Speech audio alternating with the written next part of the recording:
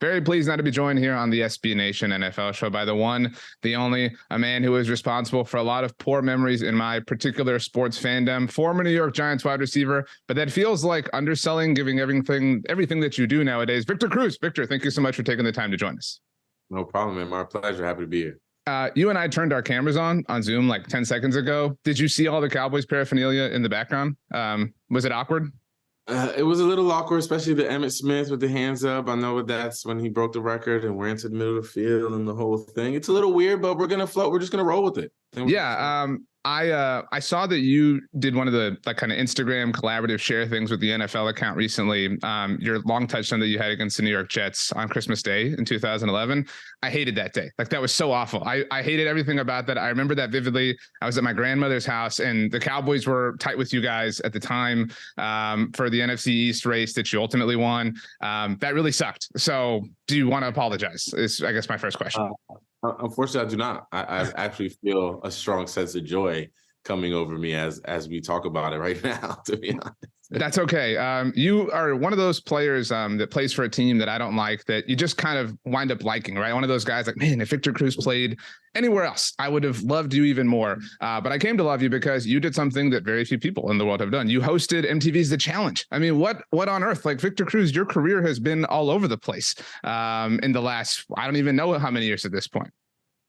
Yeah, it's been fun, man. I think there's just so many things that I enjoy doing in my career path, and obviously football is the main thing always. But there's just so much more to offer. I feel like, and you know, when I got the opportunity, when they called about doing the challenge on MTV, I was like, this is something I grew up watching. Of course, I want to do this. Of course, I want to be part of this historic, series that I've seen throughout my entire life. So when I got that opportunity, I had to jump at it, and it was great.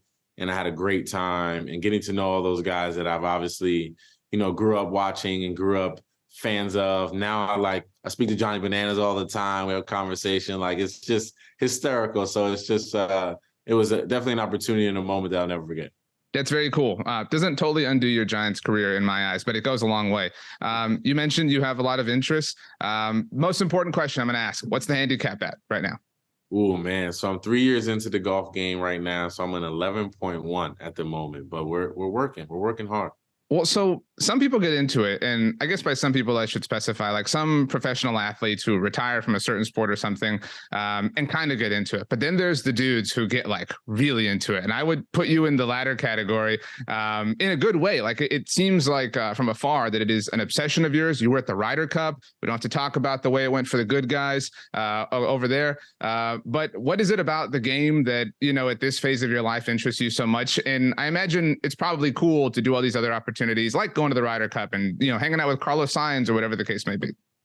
Yeah, I mean, those opportunities that have come about have been unbelievable, to be honest. And I think what attracts me to the game is just my maniacal sense of just competition and being a competitor and wanting to master something else. I don't know how to pick up something else and not want to be really good at it. Like I strive for that. You know what I mean? And just to be able to talk trash with my friends and have camaraderie out there on the golf course, those are the things I miss the most about football was, yeah, Sundays are great. And I miss Sundays every time I go to a Giants game. And I'm like, man, I miss running out of that tunnel and having a blast on Sunday afternoons, But the other things I miss is just the camaraderie in the locker room and having those conversations and building with the homies. And now I get that on the golf course. So it's twofold. I get to have that competitive edge and feed that, every now and again. I get to feed my intrinsic mind, trying to just figure out what a golf swing is in the first 3 years of playing this.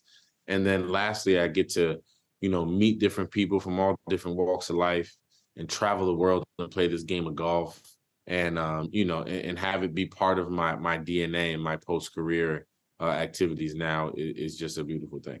That's very cool. I do think the Ryder Cup thing was a really cool example of that with how, they had so much going on. Again, a horrible weekend in a bigger sense, but very cool for you and other athletes that got the opportunity to compete, obviously on an amazing golf course. And I was, I do my homework, Victor, and I saw, actually, I think it's your most recent Instagram story updating your swing. I struggle with a slice myself. It's difficult in an Instagram story to tell how things kind of fared, but kind of look that way. I mean, or are you kind of going straight down the line at this point?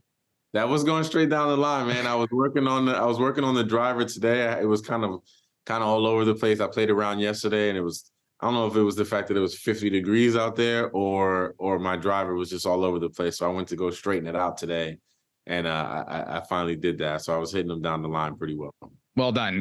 Well, that's very cool. You have your hand. I feel like there's nothing you have your hand in that I don't enjoy. I mentioned the challenge. I'm obviously a big golf fan. Captain Morgan, I know, is one of your latest partners. What do you have going on with them?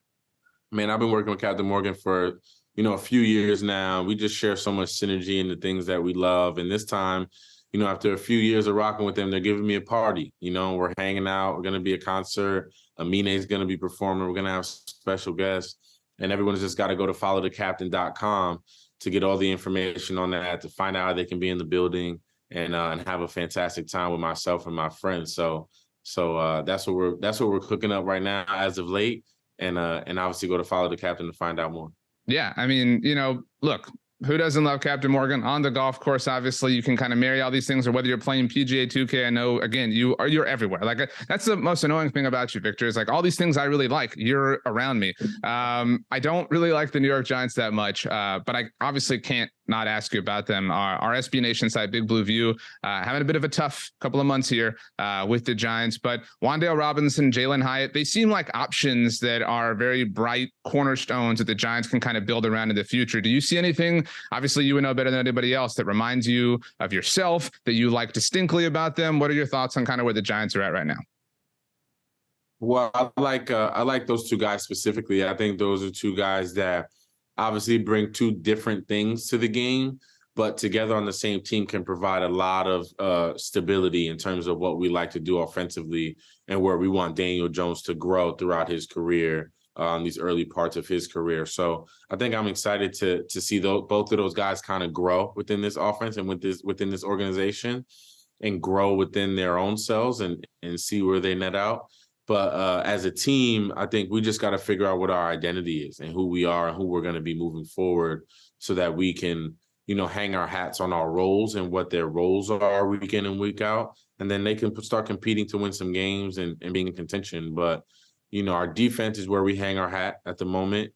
Something that, I'm pleased with. And as a Giants fan, I'm ecstatic about the way they've been playing.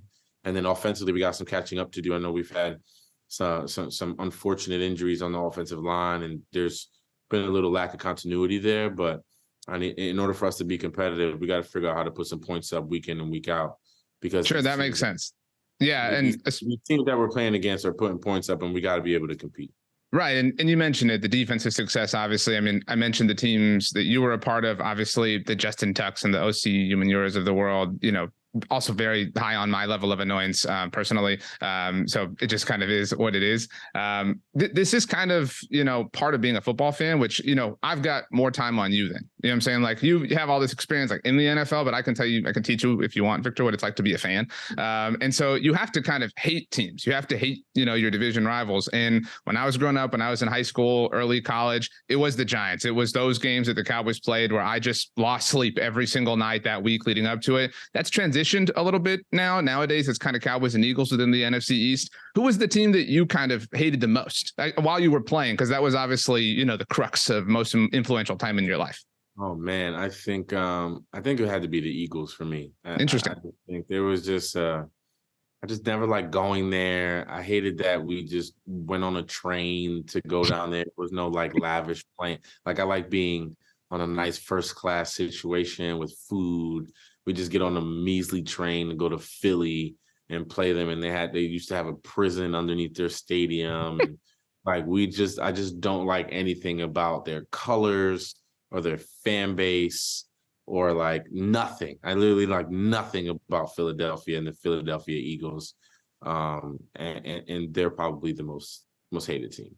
I'm with you. I'm a Houston Astros fan, and if the Phillies had won the NLCS, I wasn't going to be able to root for them, just because, like, by extension, I hate them too. You know what I'm saying? Like, so we do have that as a common denominator. There's just something about like the fact that they think like being loud is an advantage. Like that makes the team better. Like, what do you guys? You guys are so disconnected from reality. You know what I mean? 100%. It's just I always say that the Philadelphia fans are just a couple apples short of a picnic. Just a couple. That's a great way to put it. That's also a good kind of East Coast thing. Like the train thing was kind of there's a lot of East Coastness in everything that you're talking about. Exactly. This is an exciting time, obviously, in the NFL, where it does feel like wide receivers are supreme. It feels like everywhere you look, there's like a new budding superstar wide receiver. And I do remember your breakout, and you were kind of one of those dudes that people picked up on the fantasy football waiver wire and changed a lot of lives. And it was really fun. And it was so cool how your career, you see guys like that, and yeah, they last about a month, but your career obviously speaks for itself. Who are some of your favorite wide receivers in the game right now, whether they are Wan'Dale Robinson or Jalen Hyatt or whoever the case may be, Giants, non-Giants? Yeah, I mean, of course, all the Giants guys, Jalen, all the young guys, Jalen and all those guys, I've pretty much watched them. Obviously, Jalen this year and Wan'Dale the last few. But for me, I mean, guys like obviously Justin Jefferson, obviously Jamar Chase, obviously guys like Brandon Ayuk. What's my guy's name from the Rams? Cooper Kupp, and obviously the new young. Puka Nacua. Yeah, he's the new Victor Cruz, basically. 100%. Like, and I always, there's always a soft spot for guys like that kind of fight and scratch and claw their way through the league and be noticed and then end up being household names. So I'm always rooting for guys like that. But man, there's a ton of just young, really athletic. I mean, Tyreek Hill, Jalen Waddle. I mean, you got all these guys that are just like all over the place. And it's also proving that these teams need 3 and 4 receivers that can go get it nowadays to go be successful. It's not just about having one, alpha on your team or one outside receiver that can be a game changer for you. Now you need 2, 3, 4 guys to go out there and be consistent and get it to be successful in this league. Yeah, I mean, that's what you guys had. Again, if it isn't obvious, I really hated y'all just for a long time. But, it is what it is. Okay, I asked you your favorite young wide receivers, your top 3 favorite challengers. You said you were a fan. And you can't say Johnny Bananas because you're bros. You know what I mean? Like, that's an honorable mention, but 3 non-Johnny Bananas challengers. Oh, man. Okay, I'm going with CJ. Okay. CT? CT? I'm sorry. Yeah, CT. Okay. The CT's always like, he's ready for war at all times. Right. So I also, when the one I hosted, it was challengers versus athletes, pros versus. So Lolo Jones, I mean, she's coming with it. Like, she's got all the energy. She's always like never backing down from a challenge. And then last but not least, I mean, it's tough not to go Johnny Bananas. He's always the life of the party.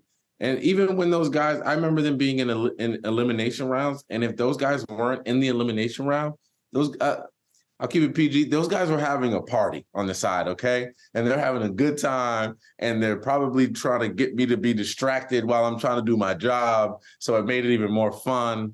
Like, so Johnny's always one of those guys that brings an energy each and every time. That's fair. Lolo was one of the few kind of non-challengers that had the challenge qualities. Like, she could fit in from like a trash talking perspective. Like, she's done this before. Like, she can fit right in with the cast. All right, good picks. Okay, so I asked you favorite wide receivers, favorite challengers. Finally, give me your favorite 4 golfers on the PGA Tour. Ooh, favorite 4 golfers on the PGA Tour. Okay, Rory McIlroy, Justin Thomas, Max Homa, and Colin Morikawa.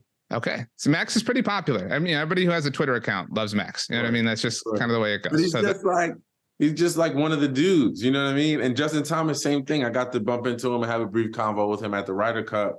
And he's just one of the guys. Like, they're the type of guys that hit you back on DM on Instagram and have a conversation with you, and it's all good. You know what I mean? Yeah, I think you're one of those guys too, Victor. We got to get you involved in the TGL thing that's coming up in January. Like, that's got to be the next thing that you're involved in.